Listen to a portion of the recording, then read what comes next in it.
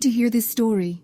In the heart of the town stood an industrial behemoth, known to all as the Forsaken Factory. Once a bustling hub of production, it now lay in eerie silence, its machinery rusted and its windows shattered. But the most haunting aspect of the factory was not its decaying state. It was the multitude of souls that wandered its cold, desolate halls. Sarah was a quiet woman, her face lined with exhaustion, and her spirit weighed down by the burdens of life. She worked at the factory, one of the few brave souls who dared to enter its doors each day. The salary she earned was crucial for her survival, her family's survival. Her desperation anchored her to the factory, even as the tales of its haunting grew more sinister.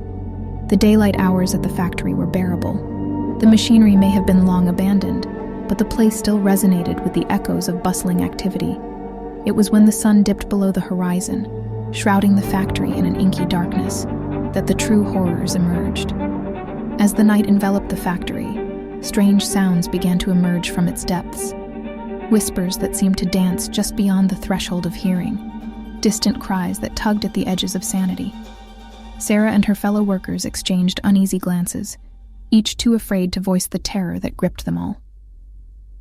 One evening, as Sarah was diligently working on her tasks, a cold gust of wind swept through the factory. She shivered, her heart racing, as the temperature dropped dramatically. She glanced around, only to find that her coworkers had vanished, leaving her utterly alone in the cavernous space. The cries grew louder, voices intertwining into a mournful chorus that seemed to rise from the very walls. Sarah's pulse quickened, and her steps faltered as she tried to navigate the maze-like corridors in search of an exit. But every path seemed to lead her deeper into the heart of the factory, the cries and whispers growing more cacophonous. Then, as if emerging from the shadows themselves, figures began to materialize before her eyes, spectral shapes of those who had toiled and suffered within these walls. They were gaunt, their faces etched with agony, and their eyes held a silent plea. Sarah stumbled back, her heart pounding in her chest, as the apparitions moved closer, their hands outstretched. She tried to scream, but her voice was drowned out by the chorus of anguish. She could feel their sorrow, their despair, pressing in on her from all sides. Every fiber of her being urged her to flee, to escape the clutches of the factory. But she was paralyzed by fear.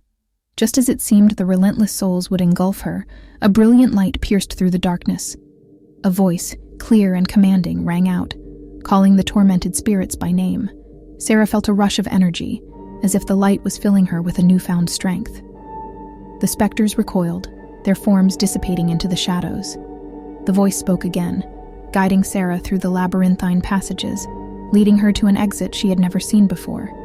As she burst out into the cool night air, the factory's doors slammed shut behind her with a deafening finality.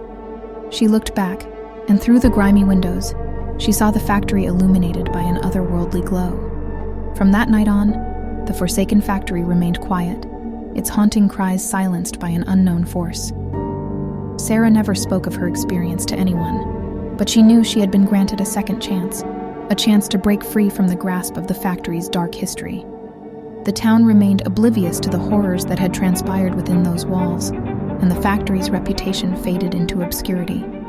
But Sarah carried the memory with her, a reminder that some places bear scars that run deeper than time, and that the souls of the forgotten can sometimes find a way to reach out from beyond the veil.